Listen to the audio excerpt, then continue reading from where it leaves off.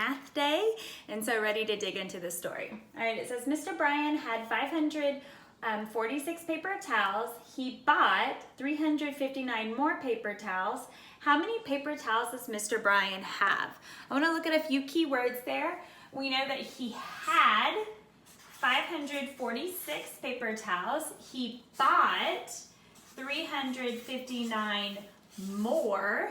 That helps me know that I'm going to add. We're going to add these two numbers together. How many paper towels does Mr. Bryan have now? So we don't know how many he has all together, but we do know how many he started with and how many more he bought. So now we're going to join these two numbers together to figure out how many paper towels Mr. Bryan has now. All right, we're going to use our hundreds, tens, and ones chart.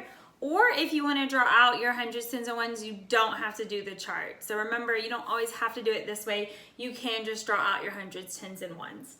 All right, so we're going to do the first number first. So 500, 100, 200, 300, 400, 500, 10, 20, 30, 40, 1, 2, 3, 4, 5, 6.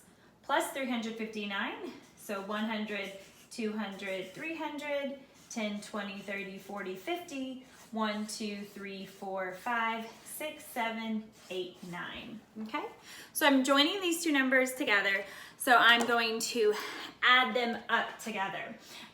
What I want you guys to notice first is I am going to start in the ones when I'm joining numbers up and I'm adding them, because we see definitely more than 10 ones in here. And so remember that we're in the ones place. We don't want more than 9 ones in here. So let's see if we can find 10 and move them over to the tens place. So 1, 2, 3, 4, 5, 6, 7, 8, 9, 10. So I was able to find 10. I'm going to move this over to the tens place. Now I can count up what's left in the ones place. 1, 2, 3, 4, 5. And don't forget, guys, when you're regrouping the ones and you're grouping them together and moving them over, don't forget to make sure that you count all of here. So sometimes I notice that if we're super messy, we may miss a 1 or we may miss a 10 when we add them. Like, you've done everything right, but you may just miss when you count it back up together. So don't try not to miss anything. Like, see how I put a little dot in there to make sure that I hit it? So make sure that you don't do things too quick when you're counting up what you have all right there. All right, let's count up our tens. If I have more than 9 tens, I move them over to the hundreds place. So let's count. 10, 20, 30, 40, 50, 60, 70, 80, 90, 100. So we do have 100. Let's double check just to make sure, right? 10, 20, 30, 40, 50, 60, 70, 80, 90, 100. So I'm going to group those up. I'm going to move it over to the hundreds place. So now I have 0 tens. Don't forget to put that 0 in there. And now let's count up our hundreds. 100, 200, 300, 400, 500, 600, 700, 800, 900. Ooh, we're really close to that 1,000 mark. So my answer is 905. Okay? All right, guys, I'm going to show you that combining same units, similar to this, just using the numbers. All right, so let's do our first number. So 500 plus 40 plus 6, 300 plus 50 plus 9. So I put each of these numbers in expanded form. Okay? I'm going to add these up together. I'm joining all my numbers together. So 500 plus 300 equals 800. 40 plus 50 equals 90. And 6 plus 9 equals 15. All right, and now I'm just going to add these up together. So 800 plus 90 gets me to 890. That's not my 8 there.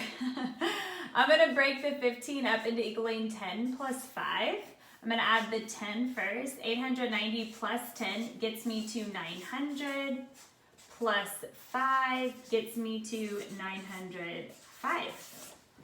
Okay, so that is that combining same units, adding the hundreds, tens, and ones. Very similar to our chart. It's just using the number sets. Notice there when I can see that I can get to a friendly number easier first. Remember, I do that. I break up my number here to add the 10 and then the 5.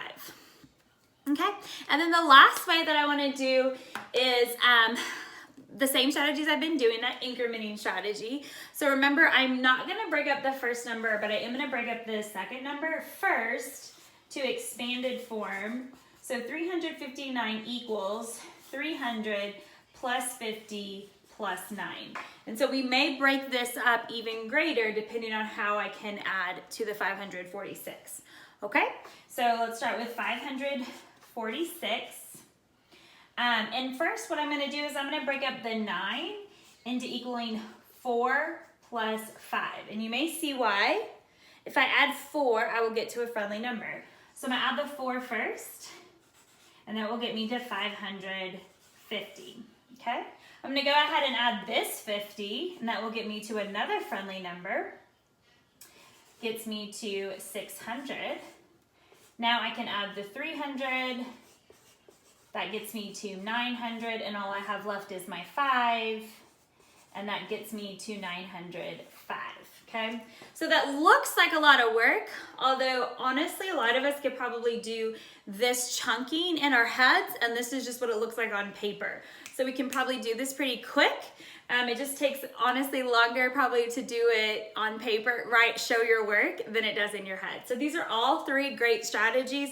I'm sure you guys have other great strategies that you can work on and try. Please always let your teachers know if you have any questions or concerns or frustrations that you may be dealing with your math.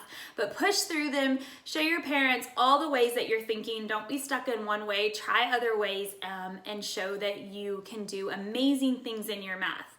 I want you each to know that you're a Glenn Duffy Lion. You are loved, you are imaginative, you are optimistic, you are needed, and most importantly, you are valued. Have a great Tuesday.